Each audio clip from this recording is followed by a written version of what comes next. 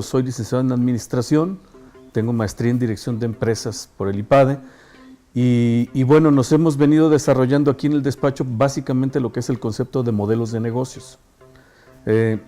Todas las empresas tienen un modelo, todas, conscientemente o no diseñado, pero todas tienen un modelo. Y cuando la empresa tiene algún problema, que siempre se ve en las finanzas porque no es que el problema sea financiero, sino que ahí se refleja. Cuando una empresa tiene algún problema, la causa y la solución está en el modelo de negocios. Entonces, bajo ese concepto es a lo que nosotros nos hemos venido dedicando aquí. Uno de los socios es mercadólogo, otro de los socios es ingeniero, que ve toda la parte operativa y los procesos de las empresas. A eso nos dedicamos aquí. El plan de negocios ya va a la ejecución del mismo, pero el modelo es el diseño. Es donde tú eliges un producto, una oferta al mercado, tienes un segmento de mercado, defines tu parte comercial, defines tu parte operativa, identificas recursos clave, actividades clave, redes socios y una parte financiera. Eso es básicamente lo que es el modelo. Nosotros lo entendemos de manera sintetizada como lo que hace la empresa y cómo genera riqueza por lo que hace. Entendiendo riqueza no necesariamente utilidades solamente, sino algo que repartes con socios, que repartes con empleados, que generas valor a la sociedad, que generas valor a proveedores, etcétera, ¿sí? Yo creo que inventar es algo así como ver algo que no existe. Por ejemplo, a mí se me hace fascinante el mundo de un arquitecto, porque un arquitecto es capaz de ver algo que no existe. Eso es maravilloso. Y yo creo que ese es el que inventa, ¿sí? Ahora, yo creo que el que innova va más a una forma diferente de hacer, ¿sí? A una forma diferente. Y esta innovación debe ser algo continua en todas las empresas. Yo creo que de hecho es la base de la permanencia, la innovación. Si nosotros traemos a la mente empresas que estaban y ahora no están, o que eran líderes y ahora apenas sobreviven, yo creo que la diferencia es el no innovar. Ese es el centro de nuestro despacho, la innovación. El estar abierto siempre a formas diferentes, el estar abierto siempre a ideas diferentes, el ver las cosas con apertura, el escuchar a los demás con apertura y estar siempre innovando. Yo creo que sí, yo sí me considero innovador. Yo creo que una ocurrencia tal cual, así como yo la entiendo, es algo que no tiene una estructura o que no tiene una base, o que no tiene un fin claro tampoco. Para mí eso es una ocurrencia. Y una idea yo creo que tiene un motivo fundado, tiene un proceso en el cual se está llevando y un fin esperado. Para mí esa sería la diferencia entre una ocurrencia y una idea. Siempre va a haber fallas. Yo creo que lo interesante está básicamente en que yo pueda identificar cuál es la causa. Si tú no identificas la causa de una falla, a menos que le atines, vas a solucionar. Yo creo que es como el médico que es acertado. El médico que es acertado es el que logra saber, no es el que tiene el pulso firme para tomar un bisturí y abrir. Yo creo que el médico acertado es el que sabe dónde abrir. Entonces, una falla, la solución de una falla radica en el diagnóstico, en que yo pueda con certeza identificar realidad y causas. Y lo demás ya viene en un plan de solución. Yo así lo veo. El modelo de negocios, cuando tú lo diseñas es una parte y cuando lo evolucionas es otra, que partes del mismo modelo. Obviamente que se tiene que llevar al campo de los hechos para probarlo, porque partimos de algunos supuestos. Partimos obviamente de conocimientos de investigación, principalmente de mercado, pero esto no quiere decir que es infalible. Yo creo que el tema está en la constante evolución y también en aprender del mercado. O sea, cuando tú escuchas y aprendes del mercado, por razón natural estás en evolución. Por supuesto que la falla te tiene que llevar a replantear todo. Y en algunos casos el modelo y en algunos casos es una evolución, pero en otros casos son golpes de timón realmente los que hay que dar. Yo he tenido maestros que me han dejado mucho. Y yo creo que uno de ellos que puedo mencionar es el doctor Carlos Llanos y Fuentes.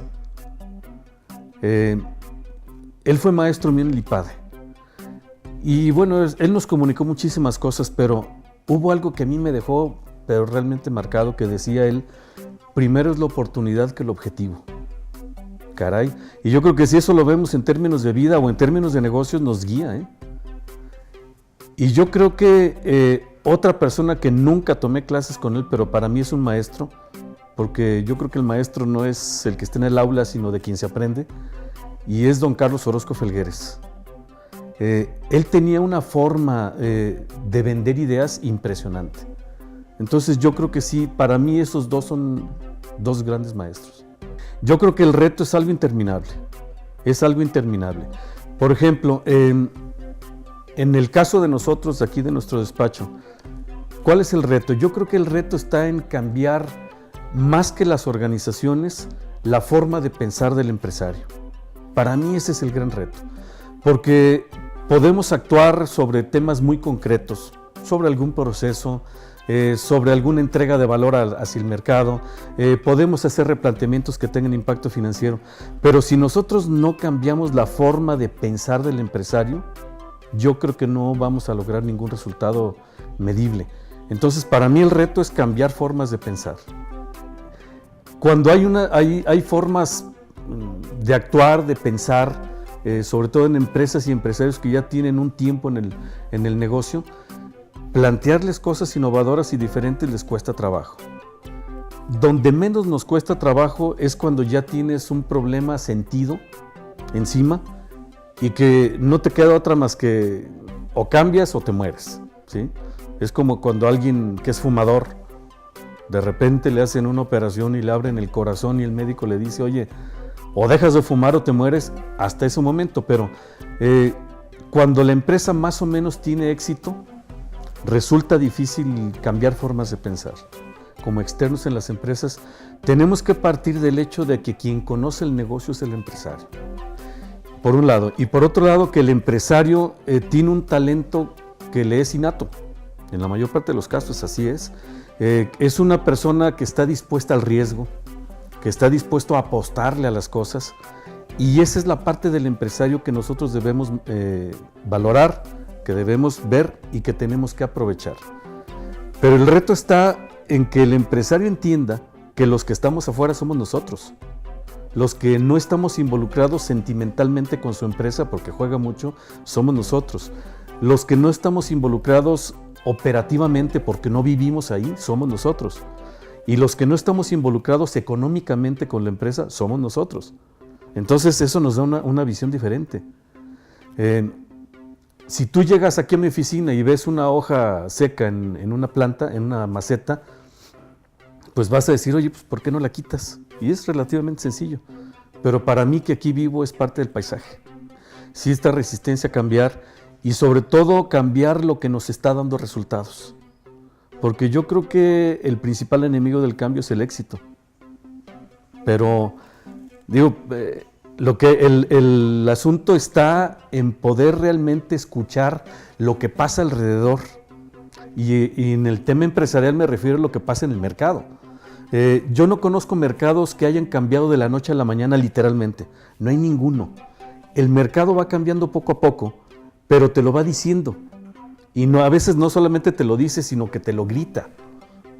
Pero ¿qué pasa? Bueno, pues el éxito te impide, te tapa los oídos, ¿no? Para que te apasione te tiene que gustar.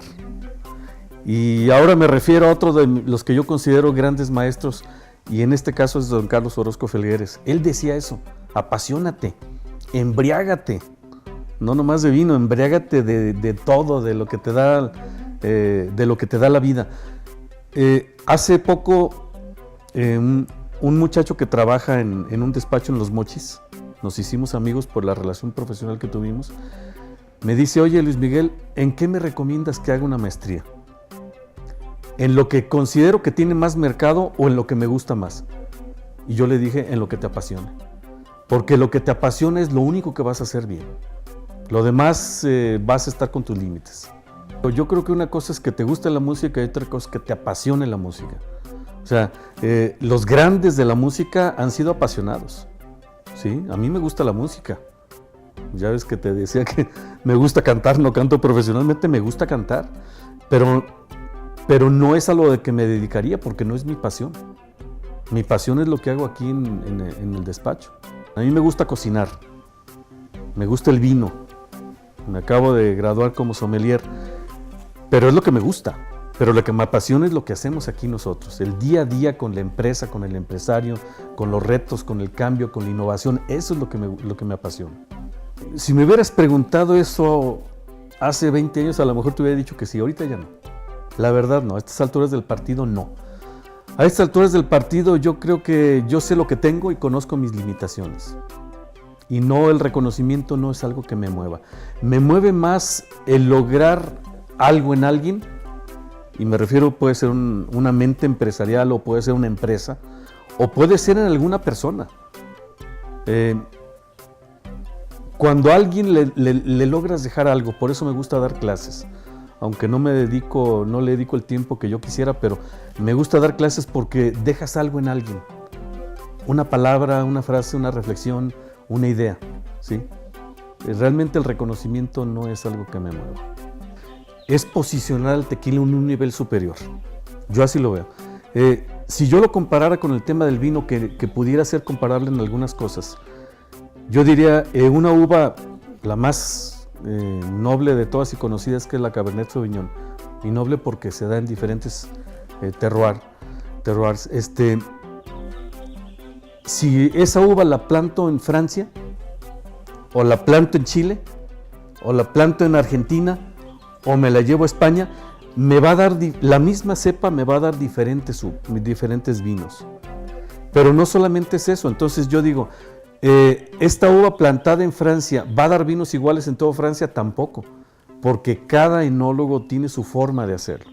Entonces, hacer una colección como esta es entender que un tequila plantado en los Altos, en Atotonilco, es un tequila diferente que el de Amatitán, o un tequila diferente que me puede dar, por ejemplo, en Michoacán, ¿sí? Y esto, tratado por diferentes maestros tequileros, también me va a dar diferentes bebidas. Y la colección te tiene que llevar a una conclusión como esa, ¿no? Los aromas y el sabor al vino no está en la bodega, sino que está en el campo, y concretamente en la etapa de floración del ciclo vegetativo de la vida.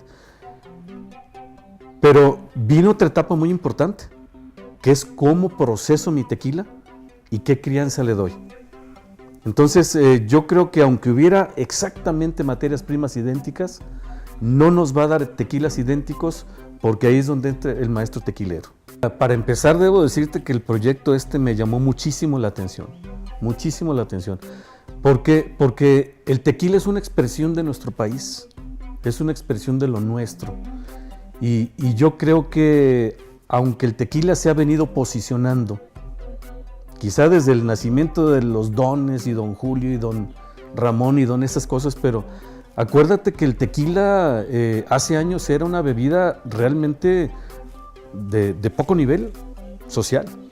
Era una bebida que el que lo tomaba se le consideraba de bajo nivel, poco conocedor de cosas. Pero si nosotros nos damos cuenta que el tequila es una bebida que tiene una materia prima que tarda 8 años en madurar, a diferencia de la uva que se da cada año, caray, no puede ser una bebida barata ni de poca calidad. Entonces, por un lado el proyecto me gusta por eso. Por otro lado, porque mezcla el arte. Y yo creo que el arte no está solamente en la elaboración del tequila, sino en la presentación del mismo tequila. Y el arte no está nada más en la presentación, sino en la forma como lo llevas al mercado. Y obviamente la parte tecnológica se vuelve como lo que integra todo esto, ¿no? Me llamó mucho la atención del proyecto, la idea misma del proyecto, o sea, donde lo ves como una forma de promoción para un segmento de mercado, donde lo ves como algo coleccionable para otro segmento de mercado. O sea, me parece algo muy interesante, ¿sí? Me parece que es un proyecto que vale la pena impulsar, porque yo creo que es un proyecto realmente innovador, con algo tan añejo y viejo como el tequila, ¿sí? Es un proyecto innovador. Buscaste, por ejemplo, quién te diseñara una botella innovadora que que no solamente es un contenedor de líquidos, sino que es algo que comunica. Entonces yo creo que lo que habría que concluir es lo innovador del proyecto y pues el deseo de que tenga un éxito que merece. Uno de ellos sería la congruencia entre el decir y el hacer. Otro de ellos sería apasionate con algo, dedícate a lo que te apasione. Otro estaría también en el respeto a los demás, en el respeto a los que los demás hacen.